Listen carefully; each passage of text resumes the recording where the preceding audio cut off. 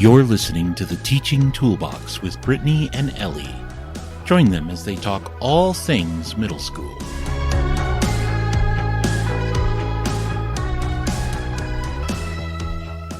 Hey there, everyone. Welcome to the Teaching Toolbox Podcast.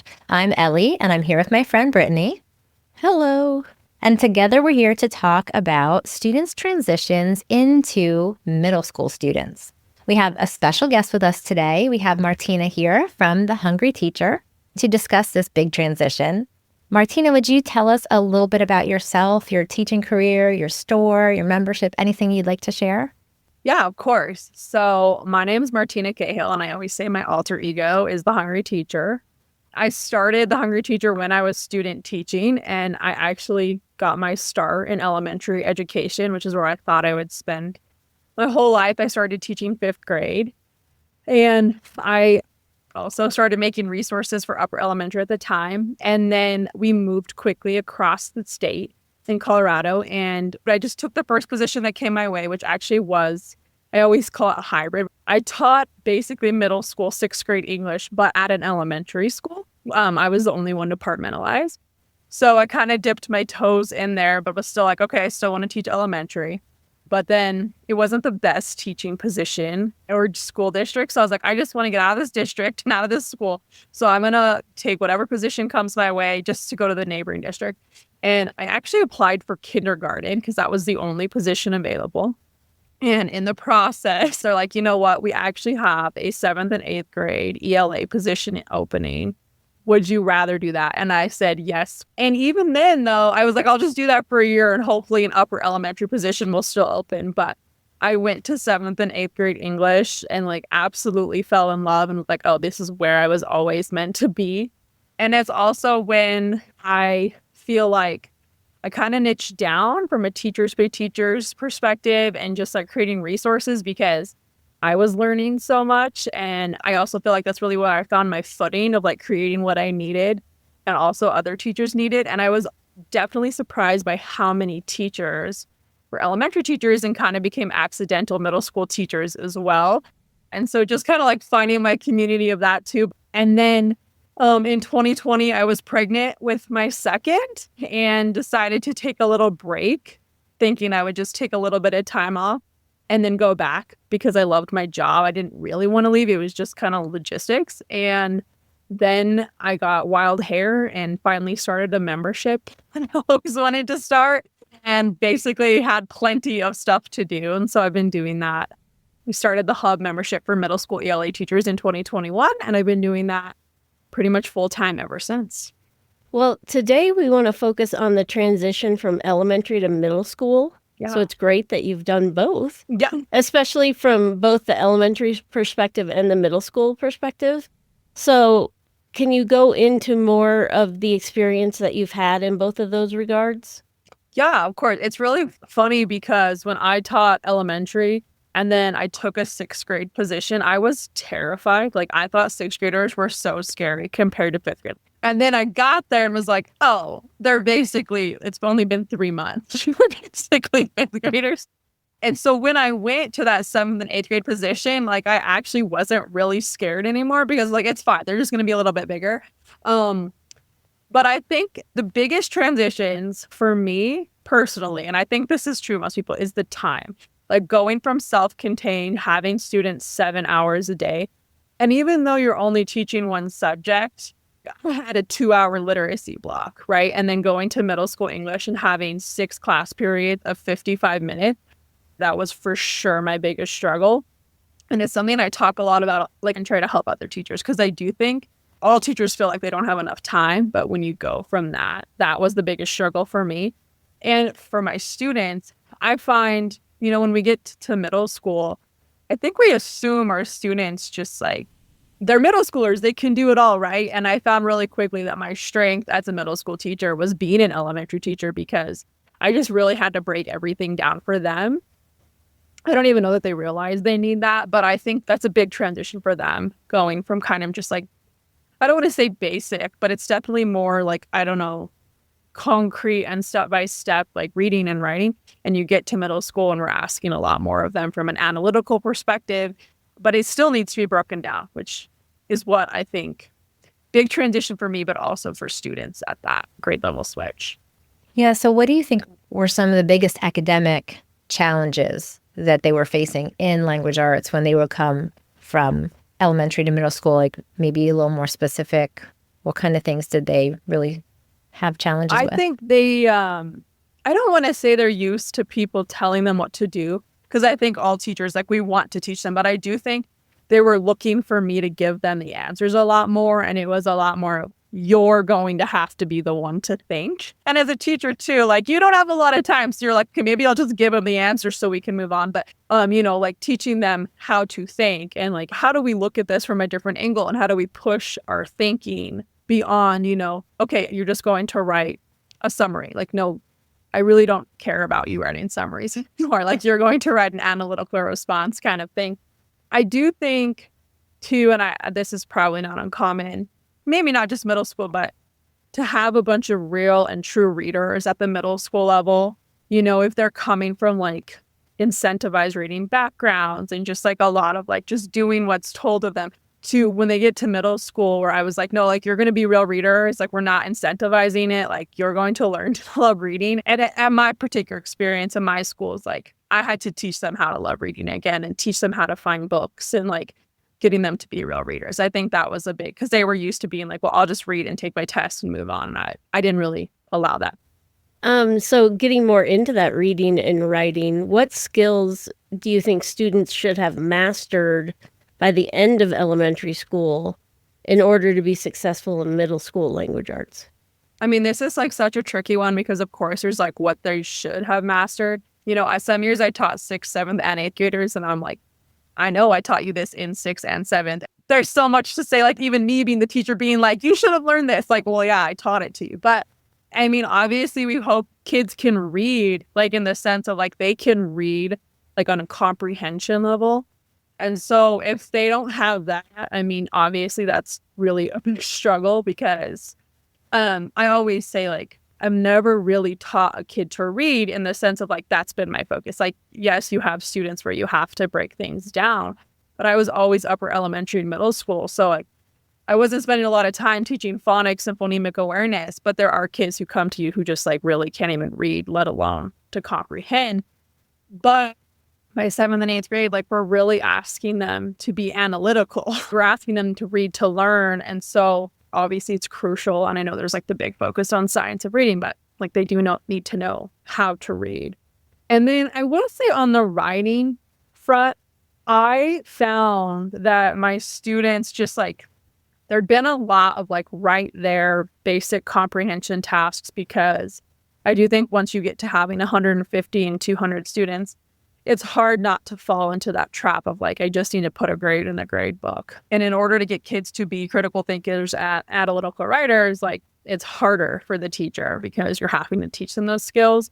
And so in my first couple of years, it was really hard just getting them to like write beyond basic summary. They just wanted to write to turn it in and move on with their lives. And I was like, no, you're not.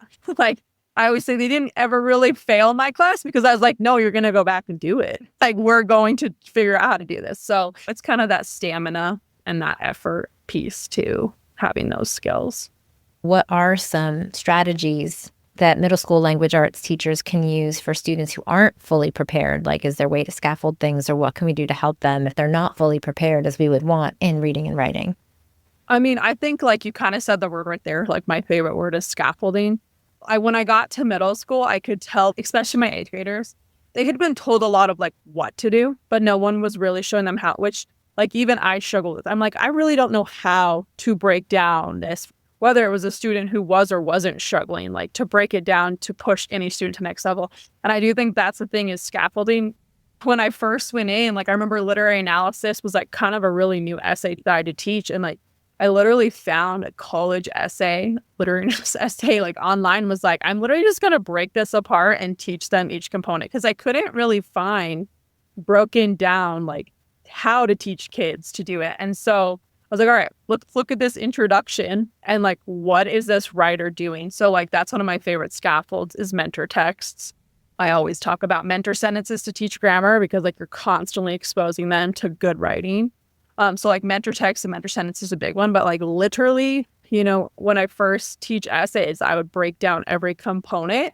And then when I would start the actual writing process, I'm like, all right, I'm going to write an introduction. And now you all are going to write an introduction.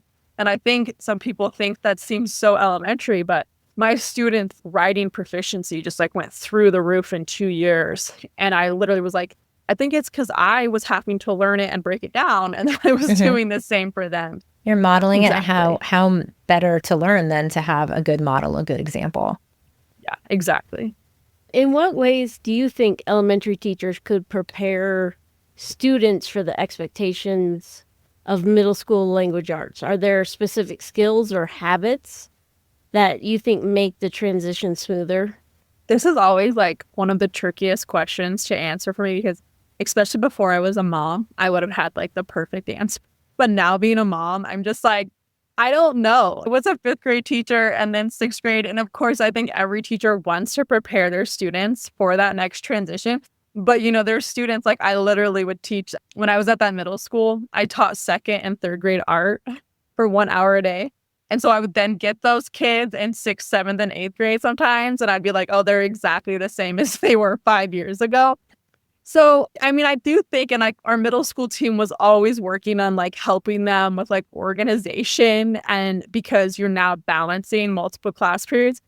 But some kids, I'm just like, are we fighting a losing battle? Like they do have to kind of learn their own strategies and tips for that. I always joke with my husband, like I have to write everything down. And I'm not saying he can remember everything, but he literally puts it in his head. And I'm like, he never found a written down strategy that worked for him. And it's like, it's a losing battle. So I do think that is the one thing that kids struggle with the most is like balancing multiple class periods and multiple teachers and the organization. And so like, yeah, maybe helping kids practice with the planner and practice with that kind of stuff. But again, as a mom, I'm like, I don't know, maybe kids are just kids and like, it's just how it's always going to be. We can help, but you can lead a horse to water, but you can't make them drink. And I think some just aren't developmentally ready. Like my son never got any of those organizational things until his junior year. Right. And then all of a sudden, everything just clicked. Yeah. And his junior year, he just rocketed. He excelled. Yeah. But he just wasn't developmentally ready until that year. Yeah. And it's funny because, like I said, I taught 6th grade and I thought they were so big and mature when I was at an elementary school. But then when I went to middle school and I taught 6th, 7th, and 8th, those 6th graders, I was like, oh my gosh, like this is insanity all the time. And I'm like, okay, it's just like developmentally, like, and some of those 6th graders would truly mature and grow so much by 8th grade. So yeah, it's just developmental sometimes too, for sure. Well, in some districts, elementary and middle school teachers don't really talk much. They might not get a lot of chance to communicate. But if they can, what kind of things could elementary teachers do that would help make the transition smoother into middle school? Like, Brittany, you had a program, didn't you? Yeah, we had a program where elementary students would go to the middle school. We called it a junior high still back then, where they spent a day with a student just, a year or two older than them. And they would go through the day with them, kind of seeing what a day was going to be like next year for them. Do you think there's any successful collaboration models that you've seen? Yeah. My own children go to a school right now for elementary. They're in a Montessori program, and so it's a 3-year cycle. And they do they call it moving up day. And for anyone who's moving up to the next classroom, my kids were all so excited about that. And it does I think that's like one of the very first things, like at a very basic level, like that's best just for kids to be familiar.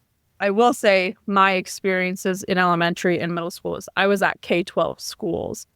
They were separated, but we did similar things, but they didn't follow kids around, which I do think is probably one of the most helpful things for kids is to be with a peer as opposed like anytime we can be the ones not doing it and having peers do it, I think is like really big for them to do. Yeah. What area of language arts do you think students typically struggle with when they move to middle school? Are there any like common gaps in proficiency? So that's like a really interesting question because I think we focus on writing being the bigger gap. But I think writing is a lot more concrete to teach. If I were to ever be like, okay, we need to really fix some of this proficiency, I would start with writing because I can scaffold this and break it down. But reading, I think, is where actually kids do struggle. It's a lot more abstract. It's a lot easier for kids to fake. By 8th grade, they've learned a lot of really good coping mechanisms. You never want to already peg a kid to be something specific. But I do think it's important for that elementary to middle school communication, because having 150 students, I'm sorry, it's really easy to let a kid slip through the cracks until you get to conferences and you're like, oh my gosh, I'm not sure they can actually read. They have really used some good coping mechanisms, or I'm not sure they're comprehending kind of thing. So I think where we have to be super diligent and paying attention is reading.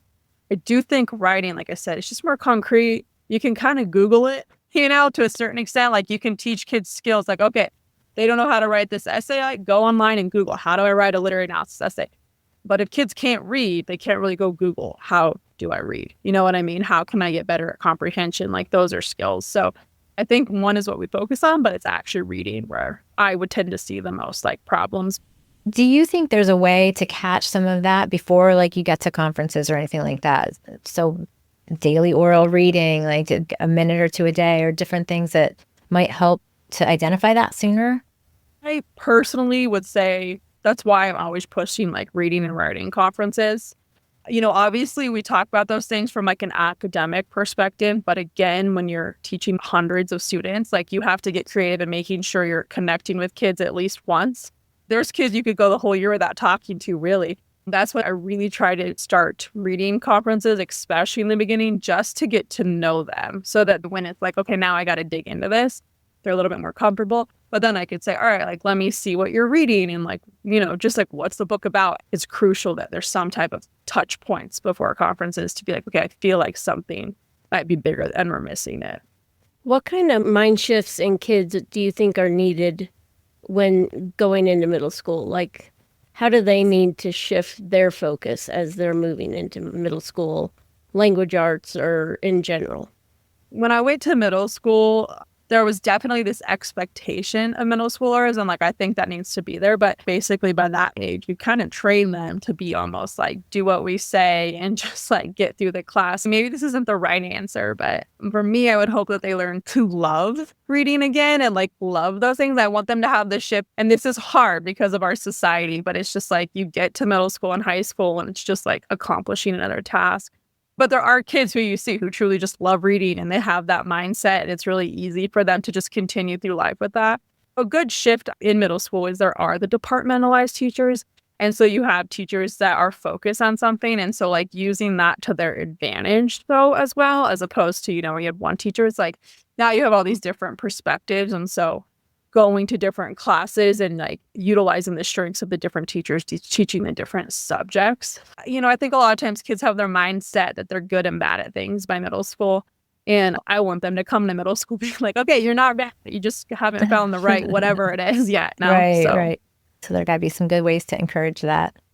Yeah. So what advice would you give to middle school language arts teachers who are receiving their new group of students from elementary school and maybe thinking about things like making those mindset shifts and things what should they be thinking about in their first couple months of planning with these kids? Yeah, I mean, I think just right back to that same question is they are just big kids. And, there was, when I went to middle school, I went onto a team where teachers had been on that team for 20 years and I was brand new.